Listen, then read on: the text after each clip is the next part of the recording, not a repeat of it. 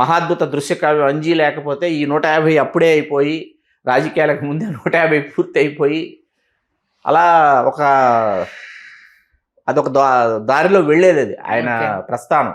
నాగబాబు గారు విజయశాంతి గారిని పాప 10లో ఒక అంకె చెప్పు అంటాడు. అంకె చెప్పిన తర్వాత అన్ని దెబ్బలు కొడతాడు అనమాట నాగబాబు. చిరంజీవి గారు అన్ని దెబ్బలు తిని పాప 5లో ఒక అంకె చెప్పు అంటాడు. ఇది హీరోయిజం. ఎంత దారుణమైన ఫలితం అంటే అంత దారుణమైన ఫలితం. డిజాస్టర్ ఆంధ్ర వాళ్ళ. అవును. సాంగ్ చాలా బాగుంటుంది. నమస్తే, తెలుగు రాజ్యంకి స్వాగతం. నేను మిస్ సంధ్య. సినిమా ఇండస్ట్రీలో కొన్ని కాంబినేషన్స్ అంటే దర్శకుడు హీరోకి సంబంధించి ఎందుకో చాలాసార్లు అనుకున్నది పట్టాలెక్కదు. ఎక్కడ బ్రేక్ పడుతుంది ఏంటి అనేది అర్థం కాని విషయం. దాంట్లో పూరి జగన్నాథ్ గారు అలాగే మెగాస్టార్ చిరంజీవి గారి కాంబినేషన్కి సంబంధించి చాలా రకాల స్టోరీలు విన్నారంట. అయినా సరే ఎందుకో ఆ కాంబినేషన్ అనేది పట్టాలెక్కలేకపోయింది. కానీ అనూహ్యంగా చిరంజీవి గారి లూసిఫర్ అంటే రీమేక్ దాంట్లో పూరి జగన్నాథ్ గారు కలిసి నటించారు. కానీ ఆయనతో సినిమాకి సంబంధించి చాలా రకాల స్క్రిప్ట్లు తెర మీదకి వచ్చినా ఎందుకో పట్టాలెక్కలేదు. అసలు వాళ్ళిద్దరి కాంబినేషన్ ఎప్పుడు సెట్ అవ్వాలి, ఎందుకు సెట్ అవ్వలేదు, మరి ఫ్యూచర్లో ఏమన్నా వాళ్ళిద్దరి కాంబినేషన్లో మనకు సినిమా వచ్చే అవకాశం ఉందా తెలుసుకునే ప్రయత్నం చేద్దాం.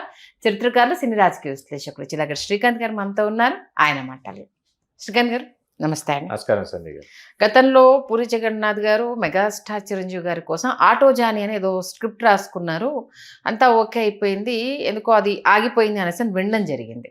అసలు మంచి ఇద్దరి ఫ్రెండ్షిప్ ఉంది. ఎందుకంటే రామ్ చరణ్ గారిని స్క్రీన్కి ఇంట్రడ్యూస్ చేసిందే పూరి జగన్నాథ్ గారు.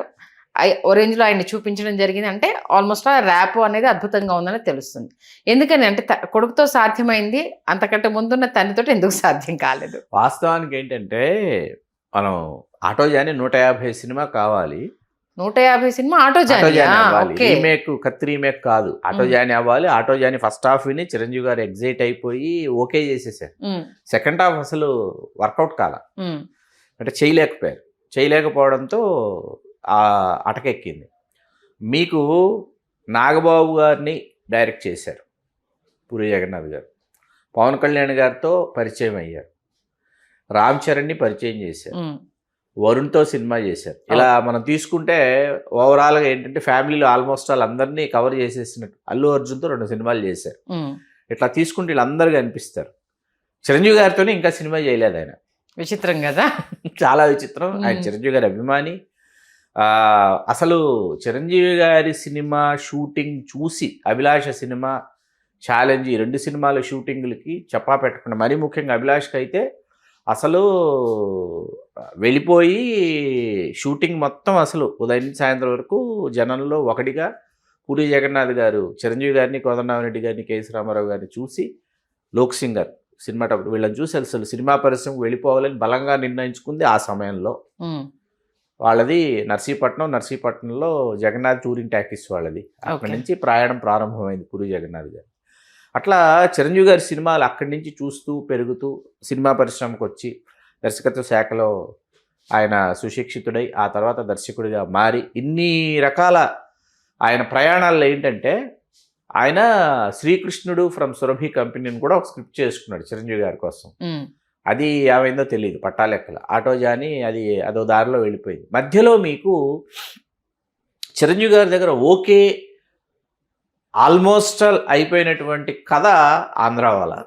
ఓకే, నాగబాబు గారు ప్రొడ్యూసర్, అంజనా ప్రొడక్షన్స్లో చెయ్యాలి. ఆంధ్ర వాళ్ళ టైటిల్ చూడాలనుంది కోసం పెట్టుకున్న టైటిల్. చూడాలనుంది ఫస్ట్ టైటిల్ ఆంధ్ర వాళ్ళ, చూడాలనుంది కాదు. ఓకే, ఆంధ్ర వాళ్ళ అనేటప్పటికి విపరీతంగా ఎక్స్పెక్టేషన్స్ పెరిగిపోతాయని ఒక సాఫ్ట్ టైటిల్ ఉండాలని చూడాలనుంది అనే టైటిల్ పెట్టుకున్నారు. పెట్టుకున్న తర్వాత ఆంధ్ర వాళ్ళ టైటిల్ ఉంది కాబట్టి ఆ టైటిల్ని బేస్ చేసుకుని ఈయన ఒక కథ రాసుకున్నాడు. పూరి జగన్నాథ్ గారు రాసుకుని ఆ కథతో పట్టాలు ఎక్కాలి. నాగబాబు గారికి నచ్చింది, చిరంజీవి గారికి ఇట్లా ఉంటుంది అంటే ఆ మాస్ సీన్స్ అవన్నీ నచ్చేసి నాగబాబు గారు ఏం చేశారంటే చిరంజీవి గారి దగ్గర పంపించారు. వెళ్ళిన తర్వాత రకరకాల స్నాక్స్ అవి పెట్టారంట చిరంజీవి గారు. నాగబాబు గారు చెప్పారండి, చాలా మంచి స్నాక్స్ పెడతారు, మీ దగ్గరకు వస్తే అన్నాడంటే పూరి జగన్నాథ్. చూసావా, నీకు ఇప్పుడు నేను స్నాక్స్ పెట్టకపోతే ఎంత చెడ్డ పేరు వచ్చేది నాకు, పెట్టడం మంచిది ఏంటని చిరంజీవి గారు అని. కథ చిరంజీవి గారికి నచ్చలా, ఎందుకంటే కొత్తదనం లేదు కథలో. టైటిల్ వెరీ పవర్ఫుల్ టైటిల్, కొత్తదనం లేదు.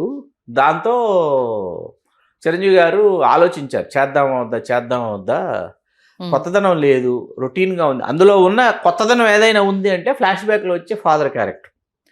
అది అలాంటిది ఆల్రెడీ రిక్షా వాడు వీటిలో చేసేసారు ఆయన. కాబట్టి ఏంటంటే పూరి జగన్నాథ్ గారి నుంచి ఎక్స్పెక్ట్ చేసినటువంటి ఇది ఏదో ఉంటుంది, ఒకటి ఏదో కావాలి, అది రావటం.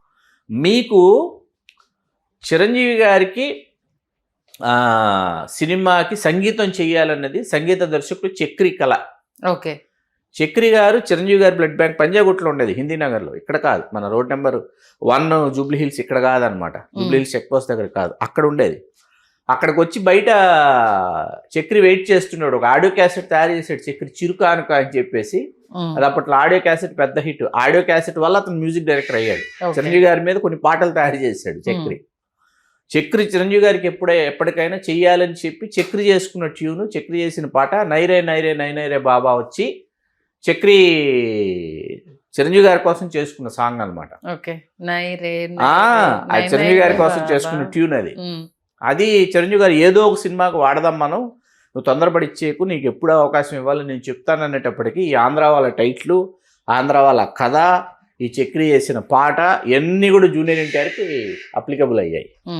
అవి సినిమా చాలా దారుణమైన ఫలితం వచ్చింది. ఎంత దారుణమైన ఫలితం అంటే అంత దారుణమైన ఫలితం, డిజాస్టర్ ఆంధ్ర వాళ్ళ. అవును. సాంగ్ చాలా బాగుంటుంది, సాంగ్ వినడానికి బాగుంటుంది, తారక్ కూడా చాలా బాగా చేశాడు, అది వేరే విషయం. సినిమా అయితే డిజాస్టర్. అక్కడి నుంచి నడక తప్పిందండి. పూరి జగన్నాథ్ గారిని చిరంజీవి గారితో ఎప్పుడు చేయాలనుకున్నా కూడా ఏదో ఒక అవాంతరం, ఏదో ఒక అడ్డంకి. సరే, ఆ అవాంతరాలని దాటుకొని గాడ్ ఫాదర్లో కలిసి నటించారు, ఓకే. కానీ ఏంటంటే ఇవాళకి చిరంజీవి గారిని త్రివిక్రము, పూరి జగన్నాథ్, సుకుమారు వీళ్ళు చిరంజీవి గారిని ఒకసారి డైరెక్ట్ చేయాలని కోరుకుంటాం.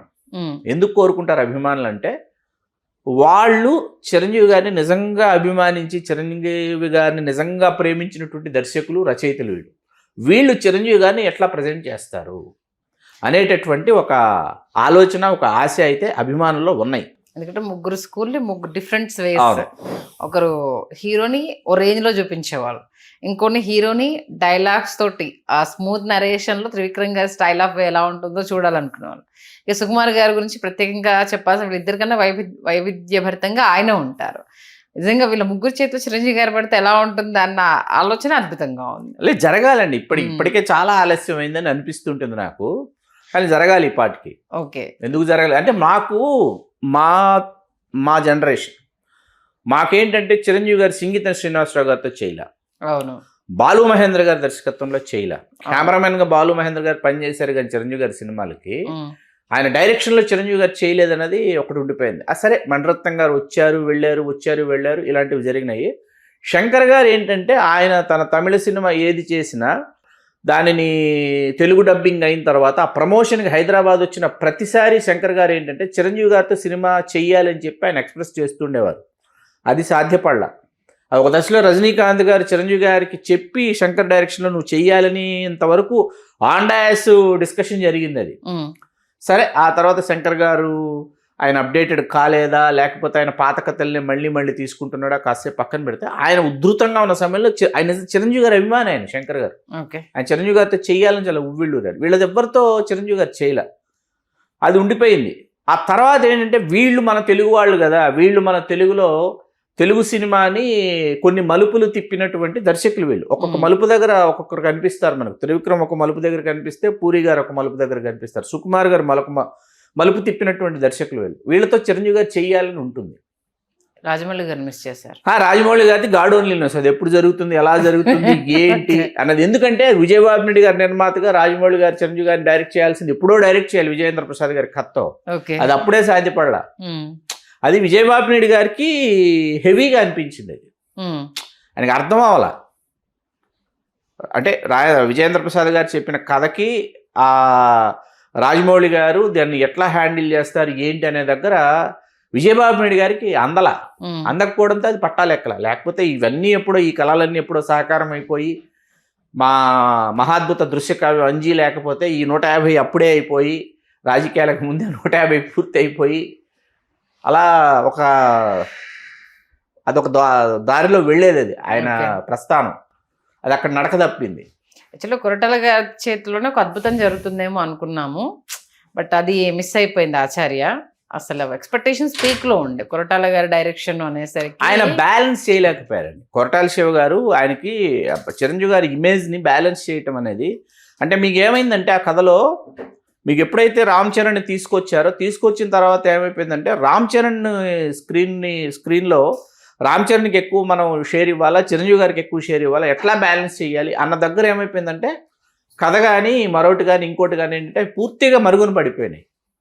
ఆ పూర్తిగా మరుగున పడిపోవడం అనేది ఆచార్య అంత ఘోరంగా విఫలమవడానికి కారణం.